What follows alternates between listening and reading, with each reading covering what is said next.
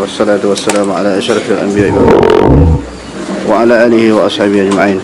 اللهم رب اشرح لي صدري ويسر لي أمري واحلل عقدة من لساني يفقهوا قولي ولا حول ولا قوة إلا بالله العلي العظيم. اللهم لا سهل إلا ما جعلته سهلا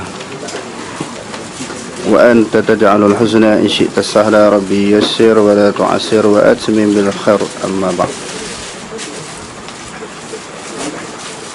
Hadis yang ke 658. Sudah tak?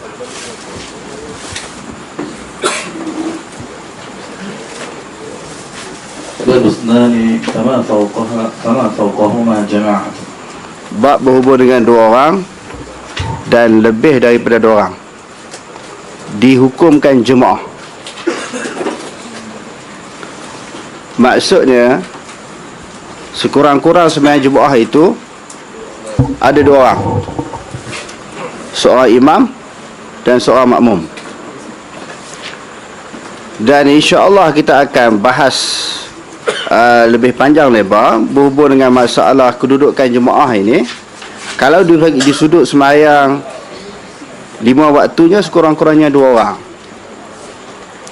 Kita akan jumpa lagi masalah ini dalam bab solatul Jumaah, bab sembahyang Jumaat, di mana bab sembahyang Jumaat ini tentang bilangan makmum sembahyang Jumaat itu. Sekali imam tu dia nak berapa orang?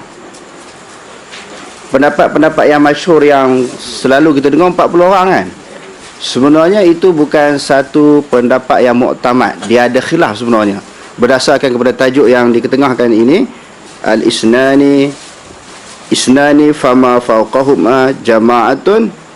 2 orang lebih daripada 2 orang dianggap sebagai jemaah. Bila 2 orang terangkat jemaah, bila 2 orang dianggap sebagai sembahyang jemaah, terangkat jemaah, terangkat juga Jumaat. Sebab itu ada pendapat, nanti kita bincang dalam kitabul Jumaah nanti. Maknanya ada pendapat kata sekurang-kurangnya sembahyang Jumaat ni ada 2 orang. Ada pendapat yang 40, ada 38, ada 12 orang, ada 2 orang pun ada. Nanti sampai bab dia kita bincang. Jadi dalam tajuk yang diketengahkan oleh Imam Bukhari ini, maknanya sekurang-kurangnya jemaah itu kena ada 2 orang, seorang imam dan seorang makmum. Maka terangkatlah jemaah, dapatlah pahala jemaah walaupun 2 orang. Okey, terus.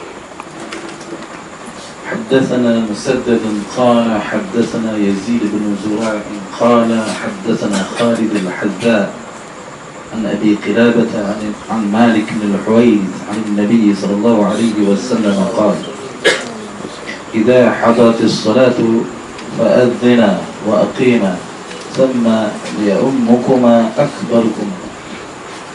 Imam Bukhari dengan sanadnya menyebut daripada Malik bin Huwairis daripada Nabi sallallahu alaihi wasallam. Qala, Nabi kata, idza hadaratis salatu, apabila telah datanglah waktu sembahyang, masuklah waktu sembahyang, fa'azzina wa aqiba, hendaklah kamu berdua melaungkan azan. Kamu berdua sini salah seorang daripada kamu berdua. Hadis-hadis yang lepas kan, ada hadis yang panjang direngkaskan di sini kerana telah berulang beberapa kali. Bila ada 2 orang bertemu dengan Rasulullah sallallahu alaihi wasallam, bila dia nak balik kepada kampung halaman ni, Rasulullah katalah, bila kamu balik nanti, masuk waktu sembahyang, salah seorang daripada kamu hendaklah melaungkan suruhan azan. Selepas tu dia kata, kamu berdua hendaklah mendirikan sembahyang. Bila Nabi kata fa'aqima, hendaklah kamu berdua mendirikan sembahyang, daripada hadis itu Imam Bukhari nampak bahawa sekurang-kurang jemaah itu cukup 2 orang. Telah berhasil maksud jemaah dan dia dapat pahala jemaah. Cuma kalau lagi ramai, lagilah banyak pahala sembahyang jemaah. Jadi pahala jemaah itu bertambah dengan sebab bilangan yang bertambah ramai. Kemudian hendaklah salah seorang daripada kamu berdua jadi imam. Hendaklah mengimami kamu akbarukuma faya ummukuma akbarukuma. Maknanya hendaklah menjadi imam daripada kalangan kamu berdua itu yang paling akbar, Akbar ni dia paling di sudut sin, yang paling tua di sudut umur dia. Jadi sahabat ini maknanya ada yang mustawa di sudut ilmunya sama, dipilih tua lah. Kalau tua saja, ilmu tak ada, mengaji pun tidak, tua saja. Yang tu kena nilai di sudut ilmu pula. Tapi kalau dia tua, dia ada ilmu lagi, kari lagi, lagilah didahulukan kan. Dia qari lagi. Tapi kita sebut di sini tua itu bukan kita kata keputusan muktamad. Dia kena ada syarat-syarat yang lain. Sebab kita tengok dalam hadis Tirmizi juga kan, syarat-syarat dia kata aqra'uhum bi kitabillah, aqra'uhum bi sunnati Rasulillah. Jadi dia kata yang paling membaca Al-Quran paling faham. Sebahagian ulama mentafsirkan maksud aqra'uhum itu orang yang paling baca, maknanya paling faham. Dia baca Quran ni paling faham, dia reti. Ada pendapat yang sebut orang yang paling betul bacaan dia di sudut tajwid dia, makhraj dan sebagainya. Itu dalam bab-bab syurut al-immah ni kita akan baca selepas pada ni insya-Allah. Jadi yang paling tua daripada kalangan kamu jadi imam. Okey, terus. Bab man jalasa fil masjid yantaziru as-salata wa fadl al-masajid. Bab tentang seseorang yang duduk di dalam masjid sentiasa menunggu-nunggu kedatangan sembahyang. Intizarus solah ba'da solah. Itu hadis itu kita berulang dalam kitab-kitab yang lain kan. Bila habis sembahyang, teringin pula nak sembahyang, terlintas dalam hati nak sembahyang lagi. Dia datang ke surau masjid sembahyang maghrib. Lepas tu habis sembahyang maghrib, tunggu waktu isya pula. Walaupun dia balik ke rumah dia, sampai rumah dia tunggu lagi nak sembahyang apa pula, tunggu pula sembahyang subuh. Hati dia sentiasa bergantung dengan ibadat, sentiasa bergantung dengan sembahyang. Inilah hadis yang kita akan baca selepas daripada ini. Wa fadlil masajid, dan kelebihan masjid. Masjid yang didirikan untuk melakukan ibadah kepada Allah Ta'ala itu dia ada beberapa kelebihan. Okey, terus. حدثنا عبد الله بن مسلم عن مالك عن أبي الزناد عن الأعرج عن أبي هريرة أن رسول الله صلى الله عليه وسلم قال الملائكة تصلي على أحدكم ما دام في مصلاه ما لم يحدث اللهم اغفر له اللهم ارحمه لا يزال أحدكم في صلاة ما دامت الصلاة تحبسه لا يمنعه أن ينقلب إلى أهله إلا الصلاة. Imam Bukhari dengan sanadnya menyebut daripada Abu Hurairah, sesungguhnya Rasulullah sallallahu alaihi wasallam telah bersabda, al-malaikatu tusalli ala ahadikum. Para malaikat berselawat salah seorang daripada kamu, madama fi musallah, selama mana dia berada di dalam tempat sembahyang. Sama ada masjid, surau, tempat-tempat yang didirikan sembahyang jemaah. Apakah yang dimaksudkan dengan selawat oleh para malaikat? Yang ayat-ayat Quran yang selalu kita baca kan? Innallaha wa malaikatahu yusalluna 'alan nabi ya ayyuhallazina amanu sallu alaihi wasallimu taslima. Selawat Allah Ta'ala kepada Nabi bagi ampun. Selawat malaikat maknanya minta ampun supaya dia diampunkan. Jadi di sini apa maksud? Selawat malaikat itu maknanya malaikat minta ampun kepada salah seorang daripada manusia yang sentiasa berada di tempat sembahyang. Madama fi musallahu, selama mana duduk di masjid, duduk di surau, selama itulah malaikat berselawat kepada dia, minta ampun kepada Allah Ta'ala supaya dia diampuni. Jadi kalau dia nak ampun banyak, nak diselawat banyak, nak dirahmati banyak, duduk lama-lama. Duduk lama-lama dalam masjid. Malam yuhdis, selama mana dia tidak berhadas. Maknanya bukan duduk saja, tapi duduk di dalam keadaan berwuduk. Bukan duduk saja. Maknanya dia duduk dalam keadaan dia suci, bersih daripada hadas. Apa yang malaikat sebut? Allahumma ighfir lahu. Sebab tu kita kata selawat malaikat ni maknanya minta ampun. Sebab dia kata Allahumma ighfir lahu, ya Allah ampunilah baginya. Baginya nya siapa? Nya ahadikum tadi. Baginya nya salah seorang daripada kamu yang duduk dalam sembahyang masjid dan dia di dalam waktu yang sama tidak berhadas. Allahumma arhamhu, pertamanya ampuni dia, yang keduanya rahmati dia, campakkan kasih sayang kepada dia, kasihinilah dia, rahmatilah dia. La yazalu ahadukum fi salatin, sentiasalah seseorang daripada kamu itu dianggap berada di dalam sembahyang, madamatis salatu tahbisuhu, selama mana sembahyang itu menghalangnya. Al-habsu maknanya kita boleh terjemah kurung, halang. Maknanya sembahyang itu mengurung dia. Kurung tu maknanya halang. Sembahyang itu menghalang dia. Apa maksud? Maknanya dia nak keluar daripada selepas dia sembahyang. Dia nak keluar daripada masjid tu, dia rasa duk teringat nak sembahyang waktu yang seterusnya. Sembahyang itulah sebagai penghalang dia.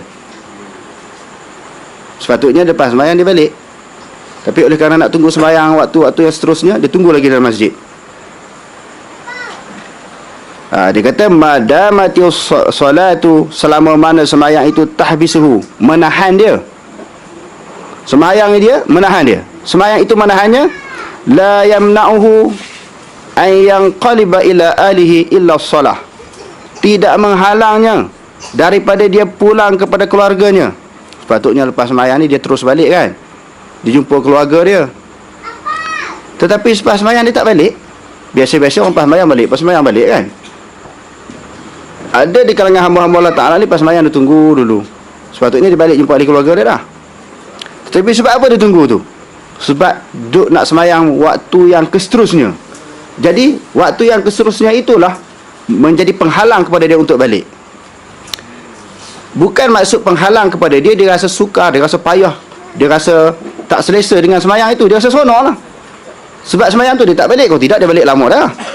Sebab dia seronok, hati dia sentiasa bergantung dengan sembahyang, hati dia sentiasa bergantung dengan ibadat. Jadi dia kata di sini, selama manalah sembahyang itu menahan dia, dan tidaklah sesuatu yang menahan dia itu, dia kata la yamna'uhu, tidak menghalang, menegah akannya yang qaliba, supaya dia balik ila ahlihi, dia pulang kepada keluarganya, illa salatu, melainkan sembahyang. Sembahyang lah dia duduk tahan-tahan, dia duduk lama di masjid tu sebab sembahyang duduk tahan dia. Sebab dia jenis orang kaki sembahyang, orang kata. Orang jenis kaki ibadat. Okey, terus.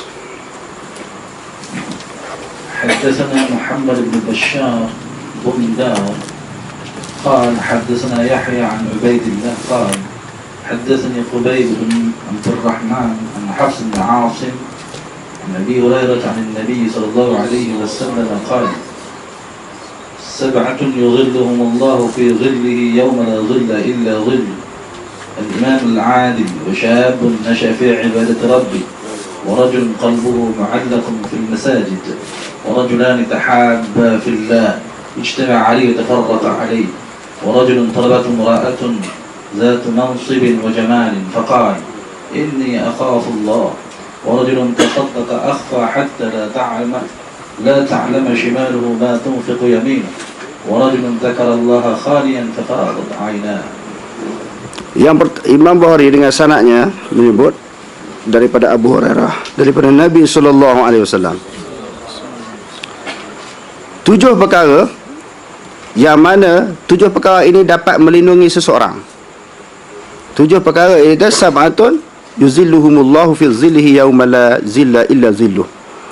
7 golongan ini, 7 golongan manusia yang menyebabkan 7 golongan ini Allah Subhanahu wa taala memberi perlindungan kepada mereka pada suatu hari yang tidak ada naungan ataupun perlindungan, melainkan berada di dalam perlindungan Allah.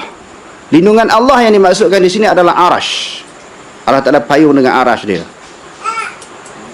Di akhirat nanti, manusia itu terlalu panas, dia didekatkan, matahari didekatkan kepada manusia di hari akhirat. Adalah orang sebut matahari dekat tu jarak mana? Sejengkal. Sejengkal tu tak ada riwayat, sebut dekat je. Dalam Quran disebut sedekat, orang kata matahari kan, dengan kepala manusia sejengkal. Sejengkal tidak ada riwayat.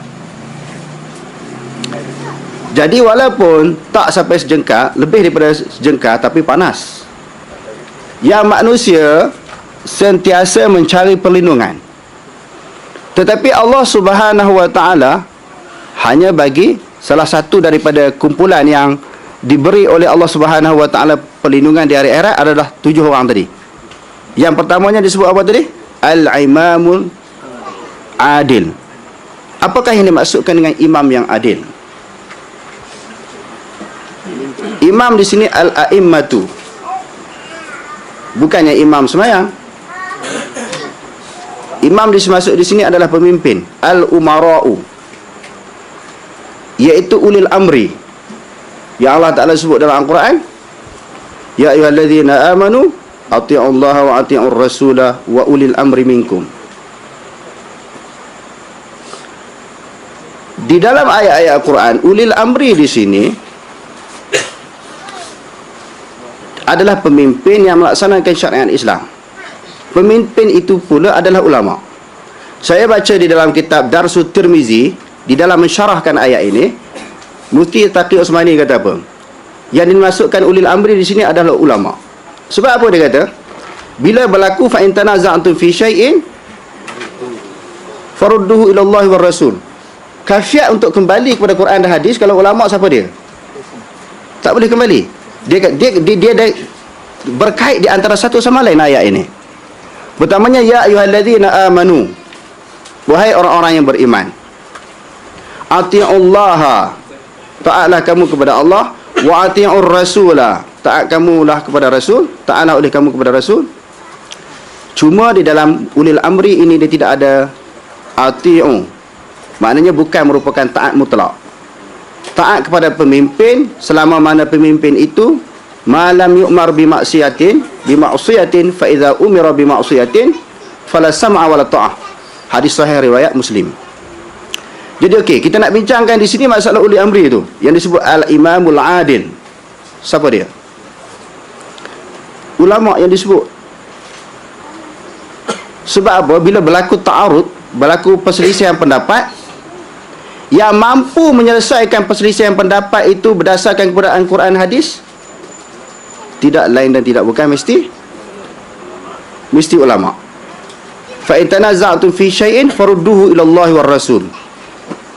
Kalau orang biasa yang bukan ulama macam kita ni, di sini dia kata di sini dalam sebahagian daripada kitab tafsir dia kata al-muradu bil adli alladhi amara Allah bil hukmi bihi huwa ma syara'ahu Allah ala lisani rasulih minal hududi wal ahkami. Dia kata pemimpin yang adil itu apa dia? Pemimpin yang melaksanakan hukum syariat sebagaimana yang diturunkan oleh Allah Subhanahu wa taala kepada Nabi Muhammad sallallahu alaihi wasallam.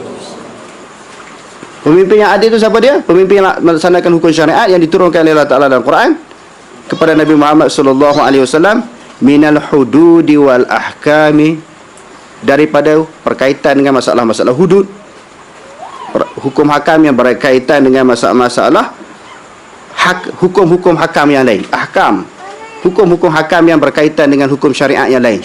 Tak semestinya hudud saja dalam Quran ni. Sebab itu seluruh Al-Quran itu perlu ditatbikkan, dilaksanakan. Bukan saja di dalam setiap individu, keluarga, masyarakat, bahkan di dalam sebuah negara.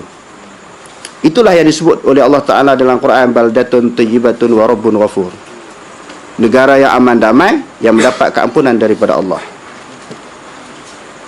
Walau anna ahlal qura amanu wattaqaw lafatahna alaihim barakatin minas sama'i wal ard. Banyak ayat-ayat Quran yang menceritakan kalau laksanakan syariat Islam ini, pertamanya negara aman, yang keduanya Allah Ta'ala akan mendatangkan keberkatan. Allah Ta'ala datangkan keberkatan daripada langit bila negara laksanakan syariat Islam, undang-undang Allah Ta'ala ni. Dan juga mengeluarkan keberkatan daripada bumi. Daripada perut bumi ini dikeluarkan berbagai-bagai hasil mahsul untuk negara. Sebab tu jangan takut buat undang Islam ni.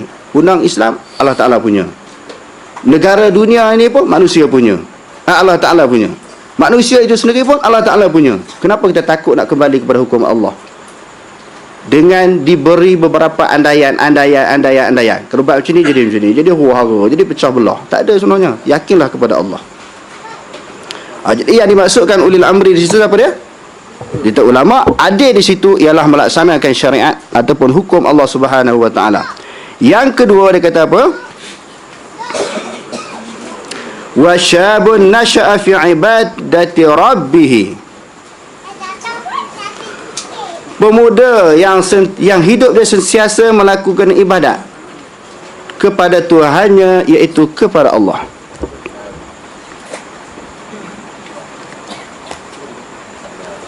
Dalam hadis ini sebut pemuda kerana orang muda ni dia terbentang dengan keseronokan, kemewahan, kelalaian dunia.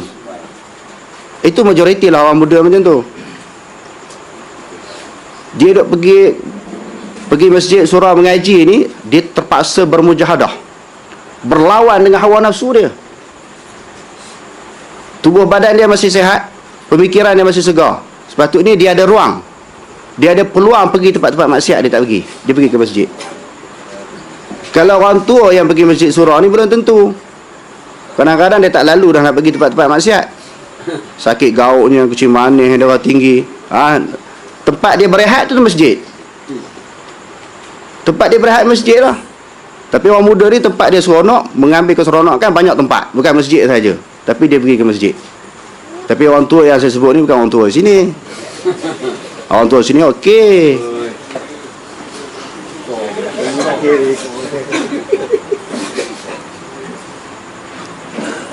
Jangan orang tua sini terasa. Tapi kalau dia buat macam tu, confirm dia kena terasa.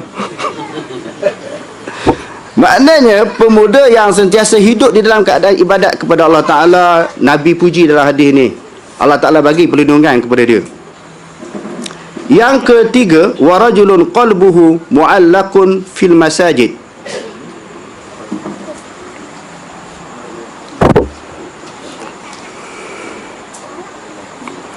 Dan yang ketiga ya, 1, 2, 3. Dan seorang lelaki. Seorang lelaki ni termasuk perempuan sekali lah. Sebab orang perempuan pun di zaman Nabi kan selalu pergi masjid juga. Apatah lagi orang lelaki lah, lagi-lagi lah termasuk. Hatinya sentiasa tergantung di masjid. Kita jangan baca mu'allikun. Kalau mu'allikun, dia ambil hati dia digantung kat masjid. Isim fa'il. Kita baca dengan isim maf'ul, digantungkan. Maknanya hati dia tu diikatkan berada di masjid, di sudut perasaan hati dia.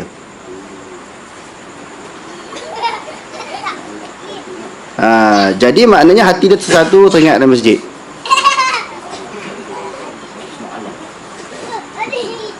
Imam Bukhari, kenapa dia ambil syahid hadis ini menjadi syahid dia, menjadi bukti? Sebab berdasarkan kepada tajuk tadi, babu man jalafa fil masjidi wa yantaziru salata wa fadlil masajidi. Orang yang duduk dalam masjid sentiasa menunggu-nunggu sembahyang. Jadi hadis ni kata seseorang yang hati dia sentiasa ingat kat masjid. Ingat di masjid tu maknanya ingat sembahyang lah. Ingat sembahyang. Yang ketiga, yang keempat, warajulani, dua orang lelaki, tahabba fillah, ijtama'a alaihi wa tafarraqa alaihi. Berkasih sayang kerana Allah Subhanahu wa taala. Dia baik, si A baik dengan seseorang kerana Allah Ta'ala, kerana dia beriman, kawan dia pun beriman. Thalathun man kunna fihi wajada halawatal iman, an yakuna Allah wa rasuluhu ahabba ilaihi mimma siwahuma, wa an yuhibbul mar'a la yuhibbuhu illa lillah. Jadi saya cadang nak kena wajibkan 1 minggu hafal 1 hadis. Jangan lari. Jadi suruh hafal lari, Quran dah ada hafal. Kita akan tulis, Ustaz Jabar aku tulis di whiteboard ni 1 hadis. Dalam Bukhari 1 hadis umpamanya. Seminggu 1 hadis, bukan sehari. 1 minggu. Tak payah sekali sanad. Satu hadis Bukhari. Kita belajar apa lagi? Muslim 1 hadis. Abu Daud, Tirmizi, Muwatta. Allah, seminggu tu 5 hadis je. Boleh? Cuba bayangkan, sebulan berapa hadis kita hafal? Setahun berapa hadis? Sebelum siap sekolah kita ni, beratus-ratus hadis dah tuan-tuan ingat. Agak boleh tak boleh? Ha? Boleh tak? Jadi hadis ni kata apa? Dua orang sahabat berkasih sayang kerana Allah Ta'ala. Golongan ini juga akan mendapat naungan arasy Allah Subhanahu Wa Ta'ala di akhirat nanti. Dia berpisah di sini tafarraqa wa tafarraqa alaihi. Berpisah di sini dia ada dua maksud. Sama ada berpisah kerana melaksanakan urusan masing-masing, terpaksa berpisah. Datang pun bertemu dalam majlis pengajian, dalam sembahyang. Berpisah tu menyelesaikan masalah masing-masing. Menyelesaikan urusan masing-masing di kalangan mereka berdua, sebab itu menyebabkan mereka berpisah. Yang kedua berpisah di sini dengan sebab mati. Seorang hidup lagi duduk atas dunia, duduk berkawan, sama-sama pergi masjid, sama-sama mengaji. Salah seorangnya mati. Ini pun termasuk berpisah. Mereka berdua berpisah kerana berlaku kematian salah seorang daripada mereka berdua. Wa rajulun talabathul mar'atun dzata mansibin wa jamalin. Dan seorang lelaki yang dituntut, yang diajak oleh seorang perempuan yang mempunyai kedudukan. Maknanya dia ada jawatannya, ada kedudukan dalam masyarakat, wa jamalin, yang mempunyai kecantikan. Faqala inni akhafullah, aku takut kepada Allah. Wa rajulun tasaddaqa. Wa rajulun tasaddaqa, dan seseorang lelaki yang bersedekah. Tasaddaqa ni bina taksir, selalu bersedekah. Selalu bersedekah. Kemudian sedekahnya itu akhfa, disembunyikan. Sedekahnya itu disembunyikan. Hatta la ta'lamu shimaluhu ma tunfiqu yaminuhu. Sehingga apa yang disedekahkan oleh tangan kanan tidak diketahui oleh tangan kiri.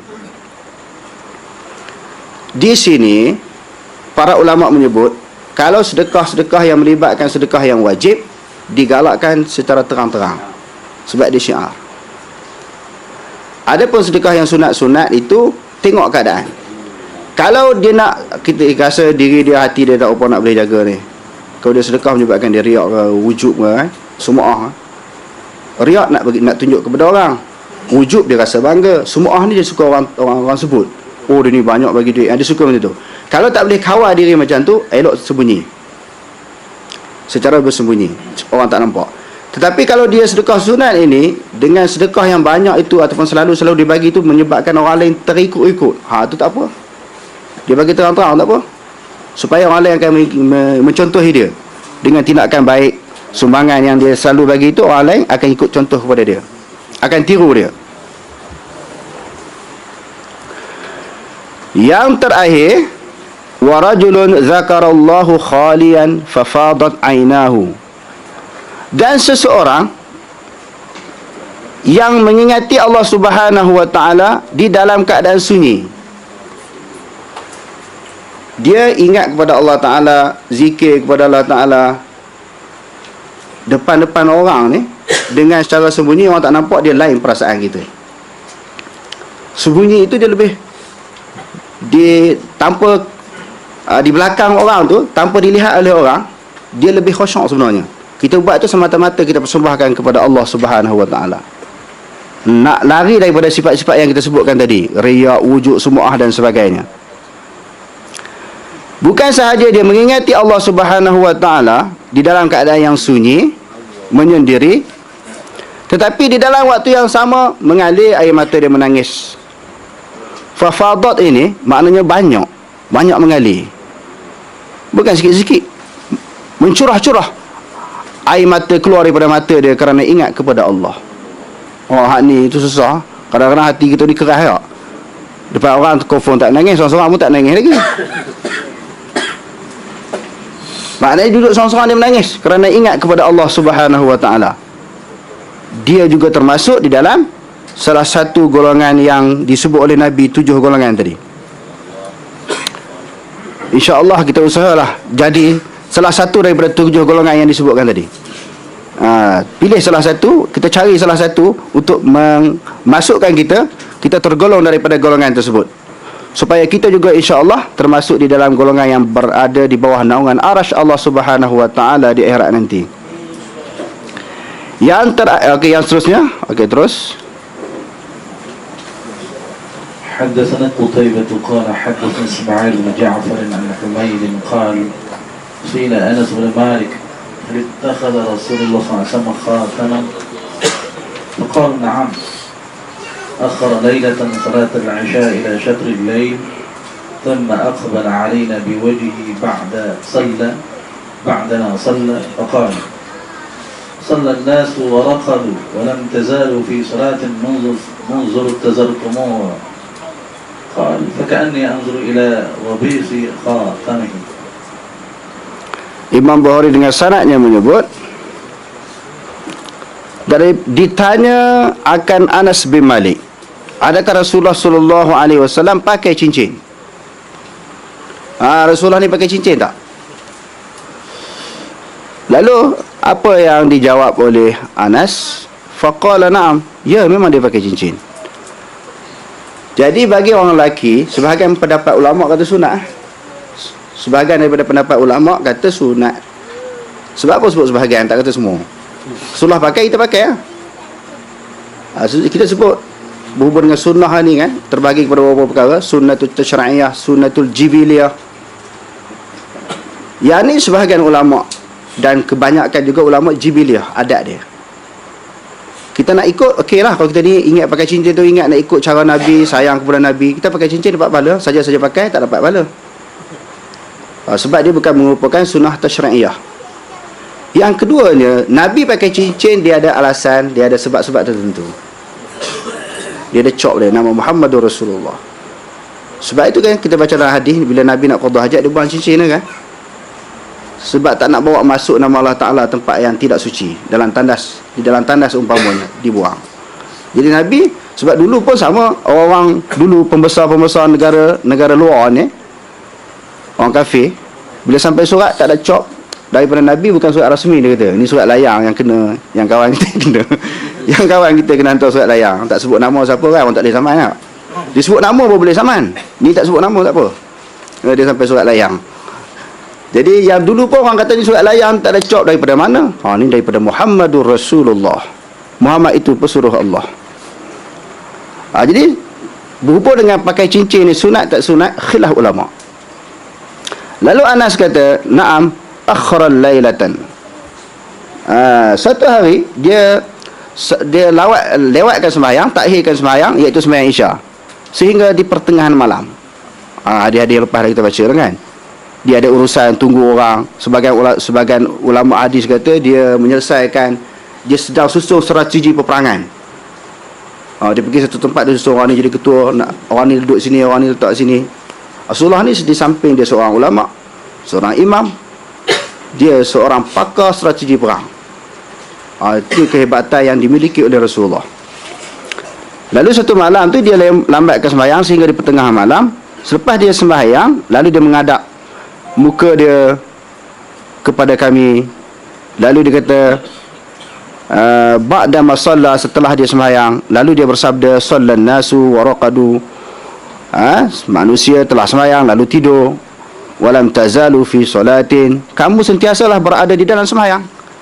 Duk tunggu Rasulullah datang ke masjid ni. Sebahagian orang dia sembahyang dulu, yang duduk jauh daripada Masjid Nabawi, masjid-masjid lain ataupun tempat-tempat yang lain ni sembahyang dulu. Dan ada di kalangan yang uzur daripada kalangan orang Islam pada masa tu, yang dia tak sembahyang bersama Rasulullah, dia sembahyang di rumah. Dia sembahyang dulu juga, dia tidur. Tapi hadis ini kata, kamu yang duduk di depan aku ni sentiasa memperoleh pahala sembahyang. Tengok dalam hadis tu dia kata apa? Walam tazalu fi salatin, sentiasalah kamu dianggap berada di dalam keadaan sembahyang. Munzu intadhartumuha, semenjak kamu tunggu, kamu semua menunggunya sembahyang. Berapa lama dia tunggu Rasulullah kan? Masuk sembahyang Isya sehingga tengah malam. Kalau kita kata sekarang ni doktor sembahyang Isya pukul berapa? 8.30 32 kan? Sampai pukul 12 malam, 11.30 ataupun pukul 12 malam. Berapa? 9.30, 10.30, 11.30. Lebih kurang 4 jam. 4 jam duk tunggu Rasulullah datang. Sebab itu ada disebut dalam riwayat yang lepas kan. Ini dia ringkasan daripada riwayat tersebut. Ada sebahagian daripada sahabat tertidur dalam masjid. Bila tidur, terjaga. Rasulullah tak datang lagi. Duk tunggu Rasulullah jadi imam sembahyang Isyak ni. Tidur lagi. Jaga, tak sedar lagi. Tertidur lagi. Sampai beberapa jam. Rasulullah kata tak apa. Selama mana kamu duk tunggu-tunggu sembahyang ni, selama itulah kamu dianggap berada di dalam sembahyang. Selama itulah kamu mendapat pahala sembahyang. Qala, Anas kata, faka'anni anzuru ila bisi khatamihi. Seolah-olah aku nampak kilauan daripada cincinnya. Kan tengah malam kan, bila Rasul bergerak tangan, mungkin dia cakap tu, dia gerak kan, nampak kilauannya. Maknanya confirm lah Rasulullah tu memang pakai cincin. Cuma tu kita sebut macam tadi lah, berhubung dengan hukum pakai cincin tu khilaf ulama. Wallahu alam.